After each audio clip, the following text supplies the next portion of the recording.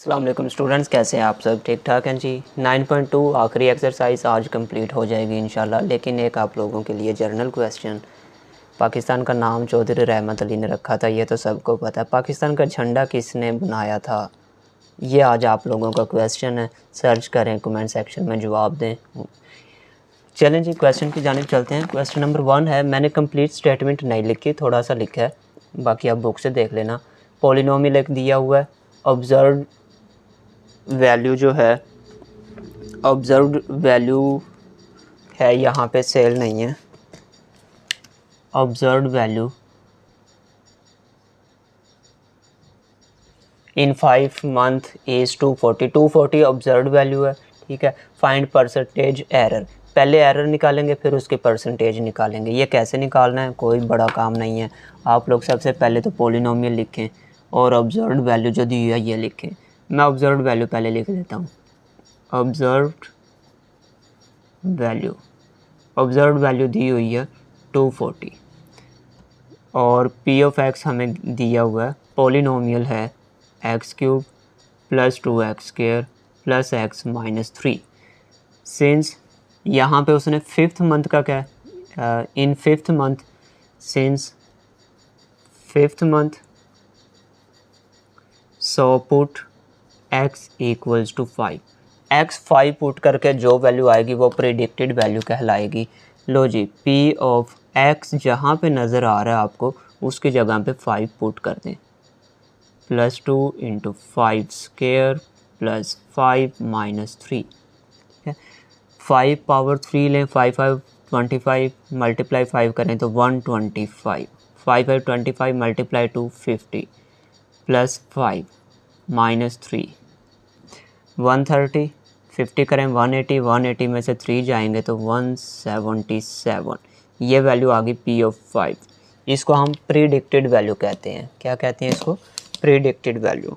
साथ में लिखना तो लिख दें जी, प्रीडिक्टेड वैल्यू। अब हमने तो पहले एरर निकालना फिर परसेंटेज निकाल लेना। एरर का फार्मूला क्या होता है बच्चों? एरर जो है ना कि किसी चीज़ में कितना एरर आया, इसका फार्मूला है ऑब्जर्व्ड वैल्यू माइनस ये जो प्रीडिक्टेड है कि अंदाज़न जो उनकी वैल्यू बनती थी, प्रीडिक्टेड वैल्यू। ये है फार्मूला एरर का। अब ऑब्जर्व्ड वैल्यू टोटल कितनी है वो यहाँ पे हमें दी हुई है। ऑब्जर्व्ड वैल्यू है 240 माइनस प्रेडिक्टेड वैल्यू कितनी है वो है 177। कैलकुलेट करें तो आपका एरर आ जाएगा। एरर का आंसर आएगा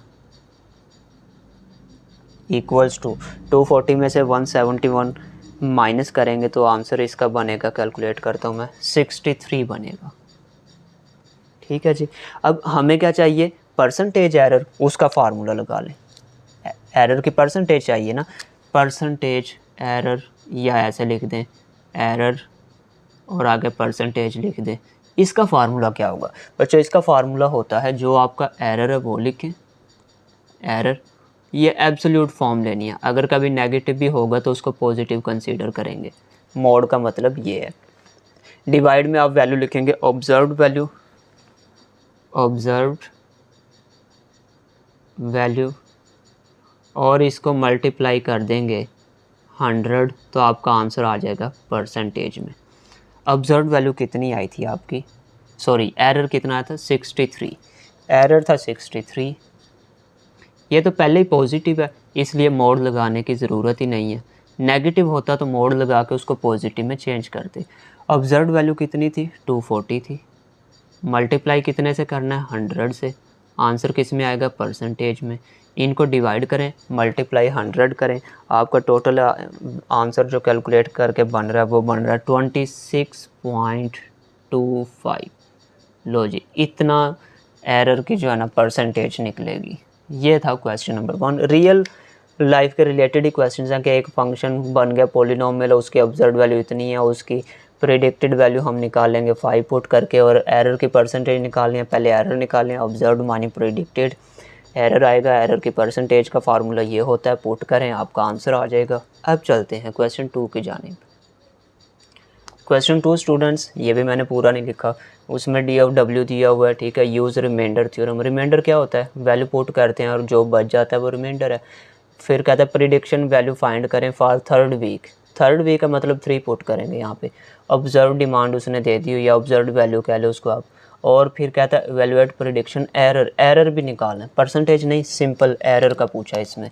तो ये उस जैसा ही क्वेश्चन है, उससे भी 1-2 स्टेप कम ही है ये। डी ऑफ डब्ल्यू हमें दिया हुआ है और ऑब्जर्व्ड वैल्यू दी, पहले ऑब्जर्व्ड को लिख लेते हैं। ऑब्जर्व्ड वैल्यू वो है 22 और डी ऑफ डब्ल्यू दिया हुआ है W cube W square 5w - 4। उसने कहा for third week, for third week put. अब क्योंकि यहाँ पे डब्ल्यू यूज़ हो रहा है इसलिए हम डब्ल्यू लिखेंगे। क्या लिखेंगे, उसने जितना नंबर दिया हुआ है 3, डब्ल्यू की जगह पे 3 को पुट करें। लो जी, डी ऑफ 3 3 2 × 3 स्क्वायर 5 × 3 - 4, 3 3 9 3 27, 3 3 9 2 18, 5 3 15 - 4। इनको अगर हम प्लस करते हैं और इन दोनों को माइनस करते हैं तो ये आई थिंक बन रहा है कोई 27 है, ये बन जाएगा जी 20, कंप्लीट 20 आ जाएगा। 32 22 42 बनेगा ये दोनों, 42 में से 22 गए, ठीक है जी, यही बनेगा। डी ऑफ डब्ल्यू आ गया। ये वाली वैल्यू पुट करके जो निकालते हैं इसको कहते हैं प्रिडिक्टेड वैल्यू, प्रिडिक्टेड वैल्यू, ठीक है जी। हमें तो एरर फाइंड करना था और एरर का फार्मूला क्या होता है इस साइड पे लिख लेते हैं। एरर जो है प्रिडिक्टेड वैल्यू का था, एक तो ये आ गया, उसे प्रिडिक्शन एरर का है। प्रिडिक्शन एरर लिख लें या अकेला एरर लिख लें। लो जी, प्रिडिक्शन एरर जो है ना ये इक्वल होता है क्या, observed value, observed value minus predicted value. तो जी दोनों को सिंपल माइनस कर लें, हमारा आंसर आ जाएगा। ऑब्जर्व्ड वैल्यू जो थी वो थी 22 और प्रिडिक्टेड वैल्यू आई थी 20। 22 में से 20 गए तो 2 बचा। लो जी, एरर आ चुका है, प्रिडिक्टेड एरर, पी एरर लिख देता हूँ मैं, आप पूरे स्पेलिंग लिख लेंगे। इसमें सिंपल एरर कहा था, इसमें कोई आगे परसेंटेज का जिक्र नहीं है तो यहाँ तक ही करना है इसको। क्वेश्चन नंबर 3 में बी ऑफ जी एक आपको फंक्शन दिया हुआ है। Use factor theorem find zeros of system. Factor theorem क्या होता है कि आपकी जो वैल्यू है वो फैक्टर तब होती है जब रिमाइंडर 0 होता है, मतलब उस वैल्यू सारे को 0 के इक्वल लिख लें। फाइंड ज़ीरोज़ करने हैं। लो जी, टू फाइंड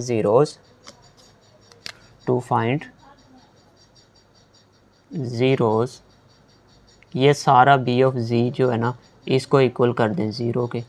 सिंपल सा काम करेंगे और आगे जो वैल्यू बनेगी वो आंसर होगा। बी ऑफ जी को 0 करने का मतलब ये है, बी ऑफ जी की वैल्यू थी जी स्क्वायर माइनस जी माइनस 2, इस सारे को कर दिया 0 के इक्वल। क्यों, बी ऑफ जी इसके इक्वल है। अब इसको सिंप्लीफाई करें, जी के जो आंसर आएंगे वो आपका आंसर है। बहुत आसान से क्वेश्चन है। फैक्टर बन रहे हैं इसमें, माइनस का 2 चाहिए ना, -2 + 1 कर दें, प्लस माइनस का जी बचेगा, मल्टीप्लाई करने से -2 जी² भी आ रहा है। तो जी करना, फैक्टर बनाना, पहले दोनों में से जी कॉमन है, जी -2, इन दोनों में से प्लस का 1 कॉमन, जी -2, ब्रैकेट दोनों की सेम, कॉमन आ गया जी -2 और बाहर है जी +1 इक्वल 0। पहला फैक्टर भी 0 के इक्वल, दूसरा भी 0 के इक्वल। यहाँ से जी का आंसर आ गया 2 और इधर से जी का आंसर आ गया 1। सिंपल सा काम था। अब देखते हैं question 4। Question number 4 students, H of G दिया हुआ है, find zeros by factor theorem. बिल्कुल सेम क्वेश्चन नंबर 3 है ये। सॉल्यूशन में आप एच ऑफ जी लिखें पहले जो आपको दिया हुआ है, G + 3z + 2 over G - 0.2z + 0.9। Since find zeros कर लें, जो उसमें लिखा था वो इधर लिख देते हैं। To find zeros put H of G equal 0। Factor theorem तो वही होता है ना, टोटल फंक्शन 0 के इक्वल, और एच ऑफ जी इसके इक्वल है, इस सारे को 0 के इक्वल करना। लो जी, G square 3g plus 2 over G square minus 0.2g 0.9 equal 0। Divide वाली सारी वैल्यू इधर जाकर 0 से मल्टीप्लाई होगी, 0 से कोई भी चीज़ मल्टीप्लाई हो तो आंसर 0 आता है, ये इस साइड पे आ गया। ऊपर वाली इधर ही बचेगी, जी स्केयर 3g प्लस 2। अब इनके फैक्टर बनाने हैं, फैक्टर बन रहे हैं, इस साइड पे ले आते हैं। क्या फैक्टर बन रहे हैं, जी स्केयर 2 चाहिए, 3 है, प्लस 1 और 2 कर दें अगर, तो 3 या मल्टीप्लाई करने से 2 भी बन जाएगा, प्लस 2 इक्वल 0। पहले दो में से z कॉमन, z प्लस 1, इन दोनों में से 2 कॉमन, इसके पास z बचा और ये 2 कॉमन जा चुका है, 1 बचा, ब्रैकेट सेम, z प्लस 1, बाहर वाले z प्लस 2। कितना आसान काम है, बच्चों वाला काम है। z प्लस 2 इक्वल 0, यहाँ से z का आंसर -1, z का आंसर -2, ये आ गए हैं ज़ीरोस। तो जी फिर वही हलवा क्वेश्चन आ गया जी, उसी जैसे क्वेश्चन जैसे अभी आप करके हैं, मैंने सोल्यूशन यहीं से स्टार्ट कर दिया। एच ऑफ जी दिया वो आपको कोई, ठीक है, वो कहता है कि ज़ीरोज़ बाय फैक्टर थ्योरम में फाइंड करना। लो जी लिख दो फिर वही, टू फाइंड ज़ीरोज़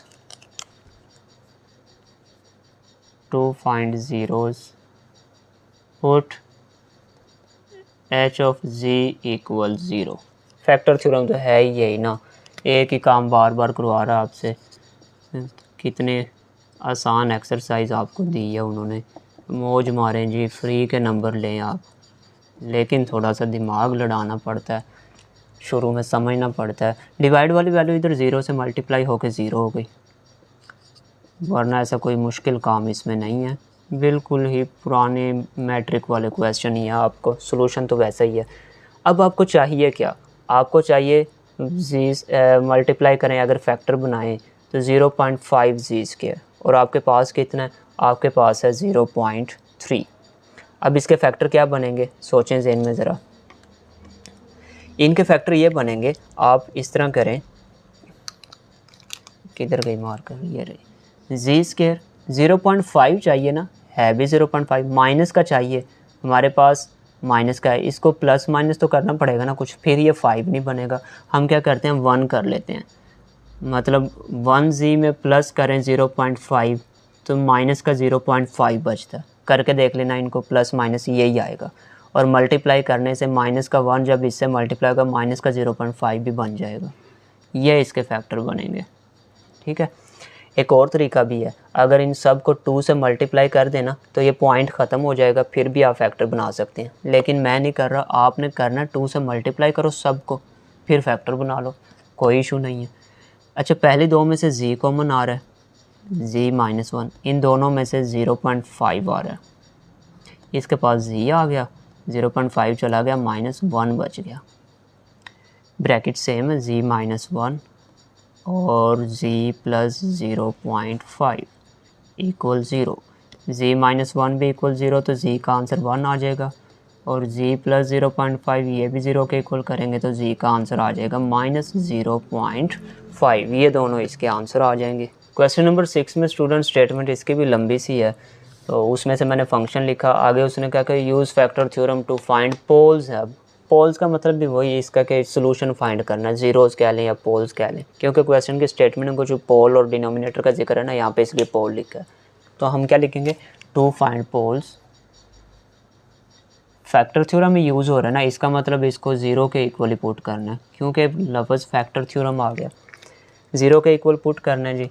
तो ये कुछ इस तरह का बनेगा, a ऑफ z इक्वल है जी स्क्वायर -0.3g -0.4 इक्वल्स टू 0।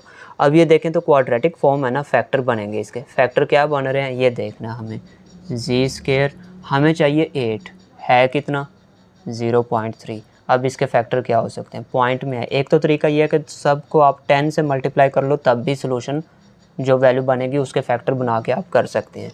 मैं मल्टीप्लाई नहीं कर रहा, हिंट आपको दे रहा हूँ, आप खुद कर सकते हैं। तो मैं हिंट ये बना रहा हूँ कि इन दोनों को प्लस माइनस करके क्या आएगा, क्या मतलब वैल्यू लें कि प्लस माइनस करने से ये आ जाए और मल्टीप्लाई करने से 0.4 आ जाए, तो वो वैल्यू है -0.8 जी और दूसरी वैल्यू क्या हो सकती है, दूसरी हो सकती है प्लस 0.5 जी। इन दोनों को अगर प्लस माइनस करें तो माइनस का 3 बचेगा, हाँ जी 0.8 में से 0.5 जाएगा तो यही बचेगा। मल्टीप्लाई करेंगे तो इनका आंसर 0.4 भी आ जाएगा। 0.4 लिखें या 0.40 लिखें एक ही बात है। अच्छा जी, ये तो ब्रेक हो गए और ये वैल्यू थी 0.4 इक्वल था 0। अब इन दोनों में से कॉमन आ रहा है जी, तो ये बचा जी माइनस इधर से आ गया 0.8। इन दोनों में से क्या कॉमन आ रहा है, कुछ भी नहीं आ रहा, डिफरेंट वैल्यूज़ हैं प्लस का। इन दोनों में से कॉमन वैसे आ सकता है, क्यों नहीं आ सकता। 0.5 कॉमन ले लें, 0.5 कॉमन लेंगे तो जी बचा, प्लस माइनस माइनस, ये 40 है, 40 में से 5 निकालें तो 0.8 बन जाएगा। क्योंकि 0.40 जो है ना, 0.4 जो है ना, ये असल में इक्वल होता है 0.40। ठीक है, एक ही बात है, 40 को ही 0.40 और 0.4 एक ही चीज़ है। तो ये असल में 40 कंसीडर करें, जब 5 निकलेगा तो 8 बचेगा, पॉइंट का तो पॉइंट का 8 बचेगा इक्वल टू 0। ब्रैकेट दोनों की सेम हो गई, हाँ जी हो गई। लो फिर कौन सा काम रह गया, सिर्फ फैक्टर बनाने थे। थोड़े से पॉइंट वाली वैल्यू है तो अभी तो पता चलेगा आप मैट्रिक में नहीं इंटर में आ चुके हैं। मैट्रिक में तो आसान से थे ना, बिल्कुल है तो ये भी आसान, लेकिन पॉइंट वालों को कैसे फैक्टर बनाते हैं ये थोड़ी सी टेक्निकल चीज़ है। तो ये इसके पोल्स आ चुके हुए हैं। ये भी कंप्लीट नहीं हुआ, इसमें एक चीज़ और भी थी। उसने एंड पे फिर पूछा क्या सिस्टम स्टेबल भी है, is system stable. System stable कब होता है, उसके लिए हम यहाँ पे लिखते हैं नाउ सिंस ये वैल्यू जो जी की आई है इस पर मोड लगाते हैं, मतलब नेगेटिव को कंसीडर नहीं करना। 0.8 मोड का मतलब नेगेटिव को भी पॉजिटिव में चेंज कर देता है। ये तो पहले ही पॉजिटिव है, 0.8 ही आ जाएगा। अब 0.8 क्या लेस देन 1 है, अगर तो वैल्यू आए आपकी लेस देन 1 तब हम कहते हैं कि सिस्टम स्टेबल है। अगर 1 से बड़ी वैल्यू होती है फिर ये स्टेबल नहीं होना था। पॉइंट है ये 1 से छोटी है, लेस देन 1 है, इसका मतलब ये तो ठीक है। दूसरी को भी चेक करते हैं, दूसरी का मोड लेते हैं तो ये बनेगा 0.5 नेगेटिव का मोड का मतलब उसको चेंज कर देगा पॉजिटिव में, प्लस का आ गया। क्या ये भी लेस देन 1 है, हाँ जी पॉइंट में है तो ये भी लेस देन 1 है, दोनों ही लेस देन 1 है। इसका मतलब ये है कि so system is stable, so system is stable. अगर आंसर 1 या 1 से बड़ा आ जाता फिर ये स्टेबल नहीं होना था। अभी दोनों आंसर 1 से लेस आए हैं इसलिए सिस्टम स्टेबल है। अब कंप्लीट हुआ है ये नंबर 7 और आखिरी क्वेश्चन इस एक्सरसाइज का। क्वेश्चन नंबर 7 ये कहता है कि पहले चैनल को लाइक प्लस सब्सक्राइब करो फिर मैंने सोल्व होना है। तो ये तो मजाक था, सब्सक्राइब करते हैं बच्चों, इतनी मेहनत कर रहे हैं। चलें क्वेश्चन 7 समझते हैं। ए एफ जी की वैल्यूज़ दी हैं, वो कहता है फैक्टर थ्योरम को यूज़ करके वही चीज़ के फाइंड पोल्स, और दूसरे नंबर पे स्टेबल है या नहीं, स्टेबिलिटी भी चेक करनी है। To find poles A of G 0 के इक्वल पुट करना है, पुराना काम। ए ऑफ जी है क्या, जी स्क्वायर प्लस 1.2 जी प्लस 0.35। आप लोगों ने कहना लो जी फिर पॉइंट आ गए। हिंट सुन ले बच्चों, पॉइंट सोल्व करना हो तो पॉइंट को छोड़ दे, भूल जाएं। इधर 35 इधर 12 ये कंसीडर करें। 35 लेके आना है कितना, 12। 7 और 5 12 होता है, और 7 5 ज़रब करें तो 35 भी आता है। लो जी 7 और 5 वाले आपके फैक्टर बनेंगे। अब क्योंकि ये पॉइंट में तो आप पॉइंट में ले लें, 0.7 प्लस 0.5। 7 और 5 चाहिए था, दोनों पॉइंट में ले लें। लो जी ये काम है, अगर पॉइंट आ जाए ना पॉइंट को भूल जाए, वैल्यू डायरेक्ट देख लें। अब जो फैक्टर बनेंगे वो वैल्यू जो आएंगे उनको पॉइंट में लिख लें। पहले दो में से जी कॉमन आ रहा है तो ये जी बच गया, इधर से 0.7 प्लस इन दोनों में से 0. अब ये 35 कंसीडर करें या 5 करें, 5 कॉमन आ जाएगा, पॉइंट में तो पॉइंट में ले लें। जी आ गया, 7 और 5 35 होता है, 5 आ चुका है तो 7 आएगा वो, लेकिन पॉइंट में आएगा। लो कितना आसान है। ब्रैकेट सेम है, बाहर वाले भी एक ब्रैकेट में 0.5, तो जी प्लस 7 0.7 ये भी 0 के इक्वल, तो जी का आंसर आ गया -0.7। जी प्लस 0.5 0, जी इक्वल टू -0.5। अब हमने स्टेबिलिटी चेक करनी है, स्टेबल है या नहीं, यही लिख दें ज़्यादा बेहतर है, फॉर स्टेबिलिटी। लो जी, स्टेबिलिटी के लिए क्या करना होता है, वैल्यू को देखते हैं, हम इसके ऊपर मोड लेते हैं, मोड ऑफ 0.7 नेगेटिव था, मोड की वजह से प्लस में चेंज। मोड का मतलब होता है न्यूमेरिकल वैल्यू, सिर्फ देखें कि ये वैल्यू कितने, प्लस माइनस को भूल जाएं आप। ये तो 0.7 आ गया और 0.7 लेस देन 1 होता है, हाँ जी। लो जी, इसके लिए तो स्टेबल है। दूसरी के लिए देखें तो यहाँ पे मोड ऑफ -0.5 करें तो ये भी प्लस में चेंज 0.5 आ गया, ये भी लेस देन 1 होता है, 0.5 दोनों लेस देन 1 है। इसका मतलब ये है कि so system is stable, so system is stable. लो बच्चों, एक्सरसाइज यहाँ पे हुई कंप्लीट। वीडियो को लाइक प्लस सब्सक्राइब करें और मिलते हैं आप लोगों को नेक्स्ट चैप्टर के साथ। अल्लाह हाफिज़।